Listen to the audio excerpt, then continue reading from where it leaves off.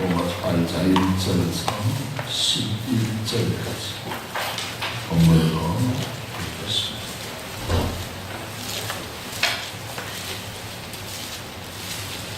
로마서 8장 1절에서 11절까지 예수 말씀을 읽을 때 성령의 감동과 징계를 원합니다.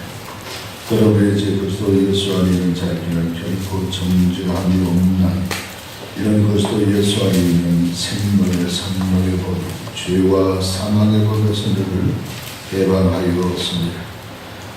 율법이 육신으로 말미암아 연약하여 할 수 없는 그것을 하나님은 하시나니 그 죄로 말미암아 자기 아들을 죄 있는 육신의 모양으로 보내어 육신의 죄를 정하사 육신을 따르지 않고 그 영을 따라 행하는 우리에게 율법의 요구가 이루어지게 하려 하심이니라. 육신을 따르는 자는 육신의 일을, 영을 따르는 자는 영의 일을 생각하나 육신의 생각은 사망이요 영의 생각은 생명과 평안이니 육신의 생각은 하나님과 원수가 되나니는 하나님의 법에 굴복하지 아니할 뿐 아니라 할 수도 없습니다. 육신에 있는 자는 하나님을 기쁘시게 할 수 없느니라. 만일 너희 속에 하나님의 영이 거하시면 너희가 육신에 있지 아니하고 영에 있나니 누구든지 그리스도의 영이 없으면 그리스도의 사람이 아닙니다. 또 그리스도께서 너희 안에 계시면 몸은 죄로 말미암아 죽은 것이나 영은 의로 말미암아 살아 있는 것입니다. 예수를 죽은 자 가운데서 살리시니 영이 너희 안에 거하시면 그리스도 예수를 죽은 자 가운데 살리시니 이가 너희 안에 거하시는 그의 영으로 말미암아 너희 죽은 몸도 살리시리라. 아멘. 우선은 애답을 다 계시는 사람이십니다. 이 사람은 소설에 있는데 참 윈도우라는 창이라는 소설이 있습니다. 내용이 적어도 하니까 어느 이제 병원에 2인실에 두 사람 환자가 같이 입원을 했다. 한 사람은 폐암 말기입니다. 도저히 손쓸 수 없습니다. 중전날만 기다리고 있는 폐암 환자 한 사람은 며칠 전에 이제 데스크를 통해서 허리 수술을 한 사람이 입원해서 꼼짝달싹하지 않고 며칠째 누워있습니다. 처음 병실에 들어갔습니다. 폐암 말기 환자는 제법 오랜 시간 그 병실에 있었습니다. 그런데 낮에 되면 폐암 환자가 산을 바라보고 이렇게 아픈 고통을 잊고 웃는 모습을 보고 창문가에 아닌 이쪽에 있는 이제 데스크 환자가 일어나지 못하니까 그럽니다. 창에 밖에 뭐가 보입니까? 하고 질문을 합니다. 그때 이 폐암 환자 만기가 그런 얘기합니다. 저 앞에 호수가 있습니다. 보트가 유유적적이 이제 노저으며 다니고 있고 오리떼들이 다니고 있고 여인들이 호숫가를 산책하며 아름답게 그리고 있습니다. 하고서 그 풍경을 이제 얘기해 주었습니다. 그러더니 그 안쪽에 있는 그 환자가 질투가 났어. 나는 이 안쪽에 넣어놓고 병원에서 저 사람은 창문가에 넣어놓고 내가 빨리 어떻게 하든지 저 창문가에 가서 내가 그런 광경을 보아야 되겠다 하고 욕심을 내고 마음에 시기심이 가득해져. 늘 낮에는 그렇게 그 얘기를 듣고 며칠이 지났는데 이 폐암 말기 환자가 갑자기 저녁에 고통을 느끼면서 배를 누르지 않고 가만 놔두었습니다. 왜? 빨리 죽으면 자기가 그 자리를 차지하려고. 그래서 그 사람은 그날 밤을 이제 마지막으로 해서 세상을 떠납니다. 병원 측에 얘기해서 내가 창문가에 가고 싶습니다. 병원 측에 허락을 받고 창문가로 이제 옮겨서 모처럼 몸을 이제 자리에 앉기도 하고 서기도 하고 그렇게 해서 서서 그 폐암 환자가 죽기 전에 말하던 호수를 봐야 되겠다 싶어서 창문가에 가까이 가서 머리를 바라본다고 기분 좋게 바라보는데 호수가 없어. 물론 보도도 안 보이고 여인들이 거르는 그런 산책로도 없고 보이는 것은 회색 벽만 앞에 보이는 것입니다. 그래서 이 사람이 생각했습니다. 사람에게 기쁨을 주는 것은 환경이 아니구나. 애답으로 타겟이 바로 이 소설을 통해서 얘기하고자 하는 것이 바로 그런 것이었습니다. 여러분, 이 편안이라는 것은 환경을 통해 오는 것이지만 평안이라는 것은 마음에서 환경을 초월해서 오는 것이 바로 평안이라 하는 이런 이치를 우리가 살아가면서 우리가 알 수가 있습니다. 아무리 쓸 것이 많고 돈이 많고 생활이 편안하지만 편안 속에 평강도 있을 수 있지만 평안이 없을 수가 있습니다. 그렇기 때문에 우리는 편안과 평안은 같은 조건에서 오는 것이 아니라 하는 것을 우리가 알 수가 있는 것입니다. 그래서 우리 성경에서 말하고 있는 우리 사람은 세 가지 복합한 세상 속에서 우리 사람이 살고 있지 않습니까? 먼저는 뭐예요? 우리 육체라는 이 집을 우리가 또 짓고 살아가는 것이 바로 이 세상이지 않습니까? 얼굴이 있고 육체가 있고 사지가 있고 우리가 밥을 먹게 되고 이 몸을 통해서 이 만물과 접촉하면서 이 만물 물질과 더불어 접촉을 느끼면서 우리가 살아가고 이렇게 물질 생활하며 하는 것이 바로 이 몸의 세계라는 것이 있습니다. 이 몸의 세계 고장나게 되면 우리는 쫓아 병원을 가게 되고 하나님 고쳐주십시오 기도하게 되고 이렇게 되어지는데 이 세계뿐만 아니라 또 우리가 갖고 있는 세계는 뭡니까? 마음의 세계를 갖고 있습니다. 마음의 세계는 우리가 이 육체가 하지 못한 일들을 교류하며 살아가고 있습니다. 많은 어떤 정보를 받아들였는데 또 시대에 돌아가는 이 상황을 알고 우리가 구별하고 우리가 식별하면서 그것을 우리가 또한 읽고 있고 받아들이고 있는 그런 세계인 것입니다. 내가 지금 어디로 가고 있는지 구별을 해주는 그런 삶을 이 마음의 세계에서 하고 있습니다. 그래서 마음의 세계도 복잡한 세계입니다. 지식이 있어야지요. 거기는 감정이 있지요. 그 세계는 판단도 있어야 되지요.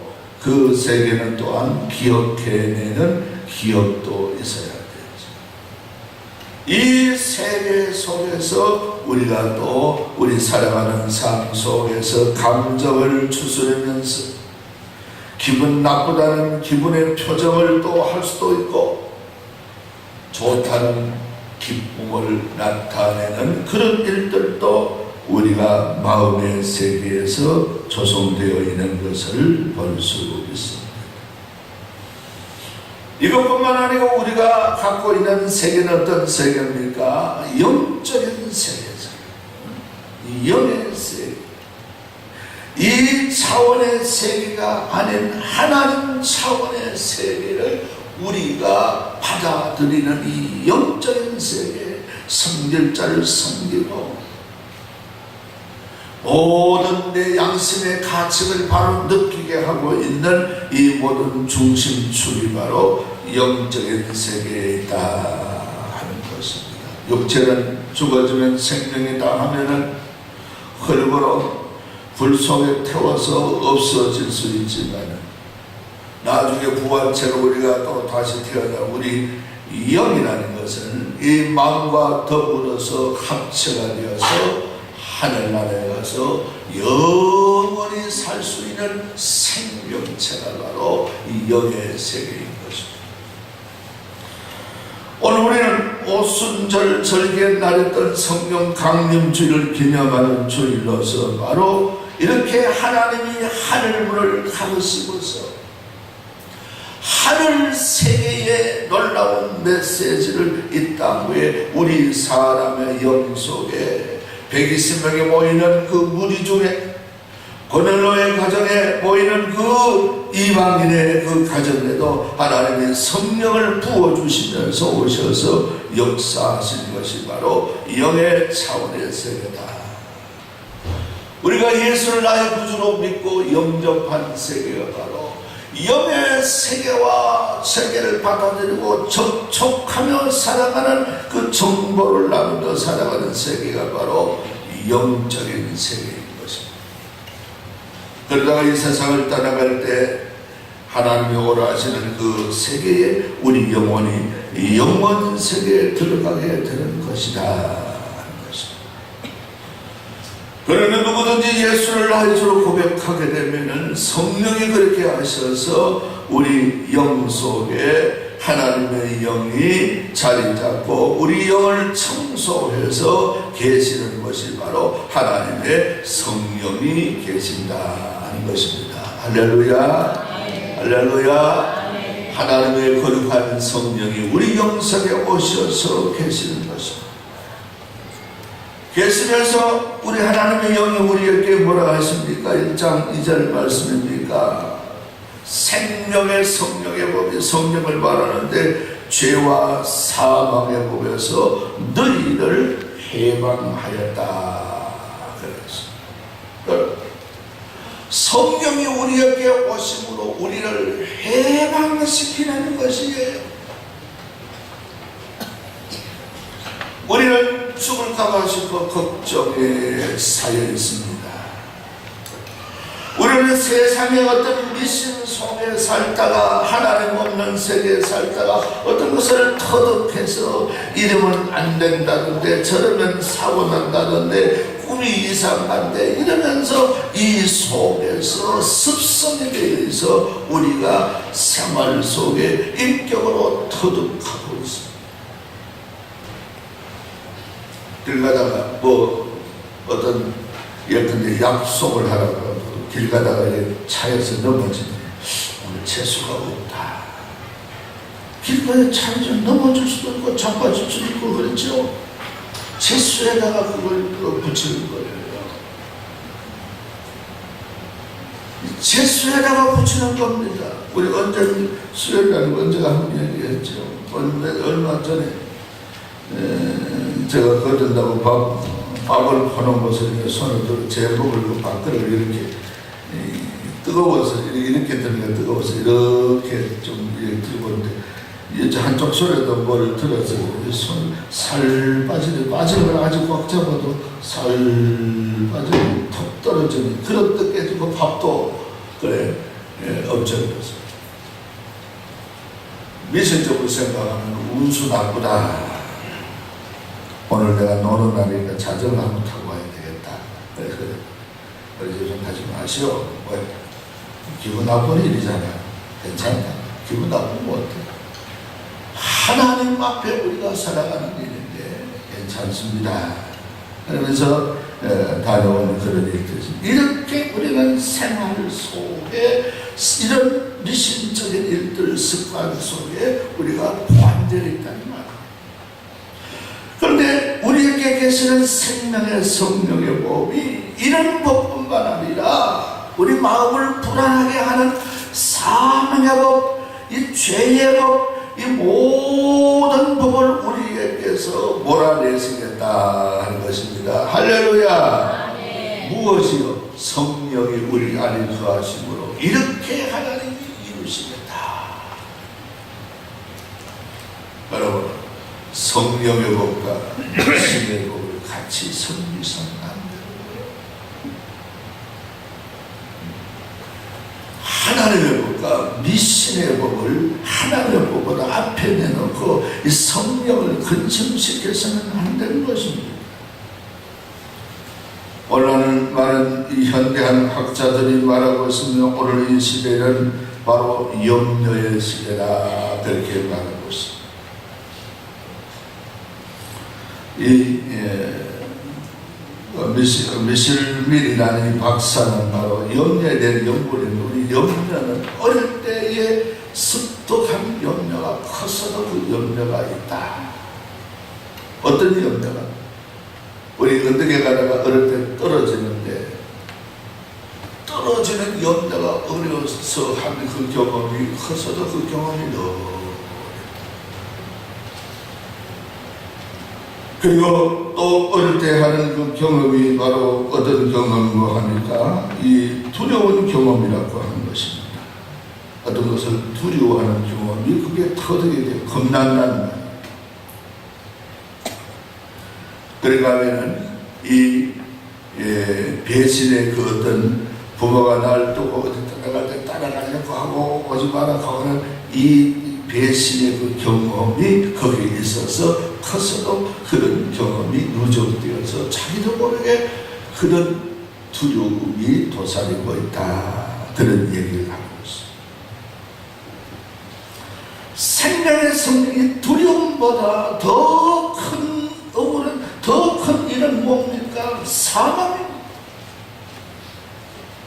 사망과 죄의 법에서 우리를 성령이 해방시켰다. 너는 자유한 사람이다. 할렐루야. 할렐루야.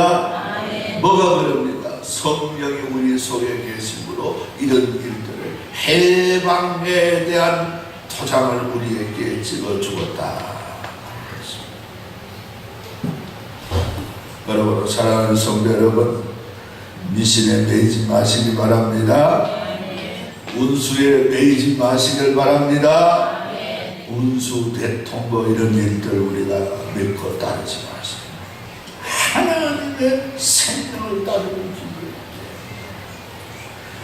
어떤 신학자 연구해보니까 시구약 성경을 통해서 염려하지 말라 366번이 있더라.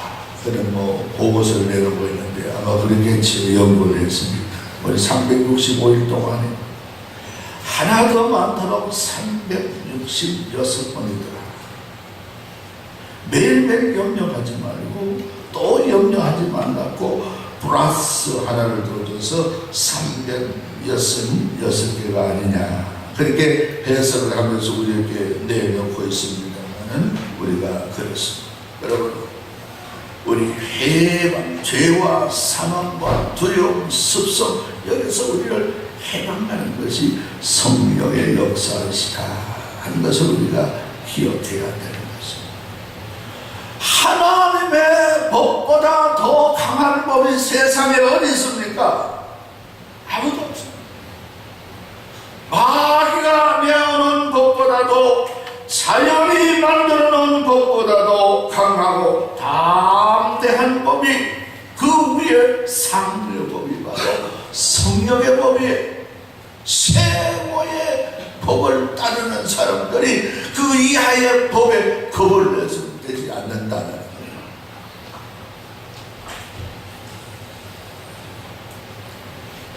어떤 그 연구팀, 의학 연구팀이 이 염려에 대해서 유방암 환자를 여성들이 있는 거에 대해서 염려를 다 물리치는 것처럼 그렇지 않고 염려를 놔두고 교육을 안 시켜 놔둔 사람들이 그 사람들 같은 그 증상 속에서 살아가는 생명이 10년의 차이가 더 났다. 이걸 미국에서도 연구했는데 그게 증명이 되고 그걸 다 증명이 되어졌습니다. 그러므로 우리는 매일 생활을 널뜯게 되면 하나님 앞에 어떤 사람은 새벽기도 쫓아오고 그렇지 못한 사람은 가장 기도와 생활을 출발합니다. 두 가지 도우가 있습니다. 하나는 믿음의 문이 있고 하나는 두려움의 염려의 문이 있습니다. 어느 문을 우리의 손잡이로 우리 열 것인가? 세상은 똑같은데 믿음의 문을 열 것이냐, 두려움, 염려의 문을 열 것이냐, 여기에 따라서 하루의 삶이 달라질 수가 있습니다. 그러므로 우리의 매일매일 생활의 선택이 우리는 믿음의 문을 열어가는, 믿음으로 기도하고 믿음으로 나가는, 믿음으로 직장, 믿음으로 사업할 수 있는 그런 삶을 살아갈 수 있길 주님의 이름으로 축복을 합니다. 그렇게 할 수 있도록 성령이 생체와 사망의 것을 우리를 해방했다 그랬습니다. 오늘 본문이 길어서 읽지 않았습니다. 15절에 보니까 성령이 또 어떻게 우리에게 오심으로 양자의 영을 우리에게 주셨다. 그래서 우리 한번 따라합시다. 성령을 받음으로 우리는 하나님의 양자가 되었습니다. 할렐루야. 이걸 우리 알고 감사해야 되겠습니다. 어떤 집에, 할머니 집에 좀 자란 아이가, 할머니가 그러더니 야야 니는 저 독다리 밑에 주워왔다 그랬어요. 할머니야 왜 그래요? 말 안 들으니 독다리 밑에 주워왔다 그랬어요. 그래서 학교 다닐 때 자기 집에 와서 초등학교 몇 학년 됐는데 어느 순간 말을 안 들어서 아버지가 부정을 했어요. 아니 너무하고 부정을 하고 막 생각을 했는데 어머니도 이거는 참 아버지가 니 사랑해서 그런다 그랬으면 될 텐데 어머니도 해초를 들고 야 이놈 니 왜 그랬나 하고서 때렸어. 근데 이 아이가 걱정이 되어서 뭐예요? 내가 주워온 아들의 모양이다. 그래서 나는 아버지도 부정하고 미움하고 어머니도 미움하고 할머니도 나를 다리 밑에서 주워왔지 했지 않느냐. 초등학교 3학년인데 학교야. 아이가 마음에 병이 막 나는 이 집에 엄마 아빠가 아닌 모양이다. 아들이 아닌 모양이다. 그렇게 해서 학교 하루 가고 이틀 가고 학교마다 그 나간답니다. 병원에 가서 그 나간답니다. 일주일 꼬박 학교 가는 만에 담임 선생님이 가정방문을 하셨어요. 야야 니 왜 그랬느냐. 아이를 부르며 그러니까 엄마 아빠 얘기하고 반군의 선생님인데 얘기하고 선생님 난 죽어도 아들 모양 이런 할머니가 이런 얘기하고 엄마 아빠가 나한테 이럽니다. 이거 어떻게 하면 되겠습니까? 증명을 해내야 되는데 이 선생님 고민입니다. 이렇게 생각하다가 저런 생각하다가 그래 부모하고 얘기를 하고 이렇게 하고 보니까 아이의 몸을 이래 보니까 덩어리에 뭐 점이 있는데 부모님 몸에 점이 엄마 아빠 중에 있는 사람이 있습니다. 야 엄마가 봤다. 이야 이 어릴 때 사진이 있고 아버지 사진이 있으니까 사진이 있다. 남자아이 사진을 떼보니까 엄마 아빠 사진하고 이 아들 사진하고 그렇게 똑같은 이 옛날 사진이 나는 똑같아. 아이 덩어리에 점이 있는데 너 엄마도 점이 있다. 바로 이 아들이 맞잖아요. 이 엄마 아빠 아들이 맞아. 어서 DNA 검사하면 되지만 그때 그런 시절이니까. 그래서 선생님이 애를 먹었다 그래요. 맨날 며칠 보내려고 가족 갔다가 또 가고 조사를 하고 그래서 실제로 설득을 시켜서 그래 부시 일어나서 생활을 정상으로 했다는 그런 얘기입니다. 사랑하는 성도, 우리는 죄인이었고 우리는 마귀를 섬기는 그런 하나님과 빗나간 생활을 했는데 예수를 나의 주로 고백함으로 하나님의 성령을 부어주심으로 우리는 하나님의 아들, 딸 되었다는 이런 보증으로 하나님이 성령으로 우리에게 인쳐놓았습니다. 할렐루야. 여러분 우리는 믿음으로 하나님의 아들, 딸입니다 하고 성령으로 보증해놨기 때문에 의심하지 말고 나도 하나님 앞에 예수님을 하나님이 그렇게 대우하셨듯이 하나님이 나도 양자로서 예수님 버금가는 그런 대우를 하나님이 내게 해주신다. 이 보증으로 성령으로 인쳐놓으신 것이 하나님의 백성들입니다. 여러분, 저게 베러라는 영화 우리가 거의 못 본 사람 없죠. 오래된 영화인데, 베러라는 말을 우리말로 부르고는 뭐예요? 허씨의 외아들, 벤허의 허씨의 외아들이라 그런 얘기잖아요. 그 영화 내용은 이스라엘의 로마 총독이 새로 구입을 했는데 행진을 하는데 이 벤허의 가족들이 와서 구경하다가 이 총독이 지나가는데 기와장을 여동생이 흔들어서 기와장이 떨어지는데 높은 데서 구경하다가 마침 총독 머리 위에 떨어졌어요. 그래서 제가 관리하는 그 장교 이름 있지 않습니까?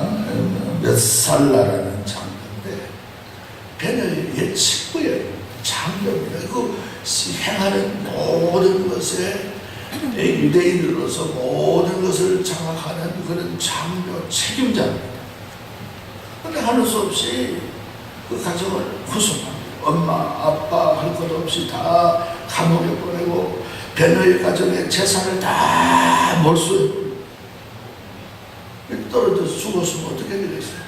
베너는 노예로 이 군인들, 노예들이 그 옛날 배를 놓쳤는, 요새 발동처럼 옛날에 놓쳤는 그 군대 그 보내면서 그렇게 해버려요. 친구지만 할 수 없어요. 법적인 자기 책임을 안 지기 위해서. 그래서 세월이 흐르는 속에서 베너가 남보다 유독 좀 뛰어나고 좀 그렇게 지혜로운 삶을 살았어. 그 베너가 바로 그 기관 배의 이제 사령관인 그 사람에게 아리우스죠. 아리우스에게 잘 보여서 그래 참 수고한다. 너는 안을 사령 왔다 하면서 같은 쇠줄에 묶어 있는 것을 그걸 열쇠로 풀어주게 돼. 근데 마침 해적선이 와서 이 바로 군대 이게 바로 이걸 공격해서 그걸 무기를 탈취하기 위해서 해적선이 왔죠. 그렇게 했을 때 이 참 베너가 아리우스 사령관을 건져 주게 된 것이죠. 아리우스 그 사령관을 건져 줌으로써 이 아리우스가 고마워서 어떻게 합니까? 베너를 아리우스는 로마의 사람입니다. 너는 내 아들이야. 양아들을 하자. 내 재산을 전부 네게 주하고 자기가 끼었던 아리우스가 끼었던 반지를 베너에게 끼워주면서 죄인이 아니라 로마의 귀족의 양아들로 예루살렘에 입성합니다.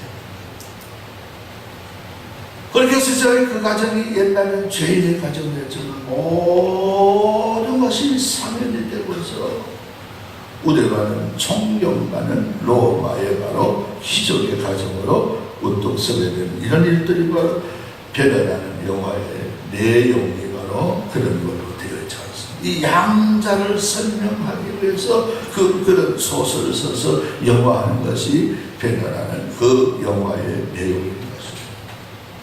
우리가 그렇습니다.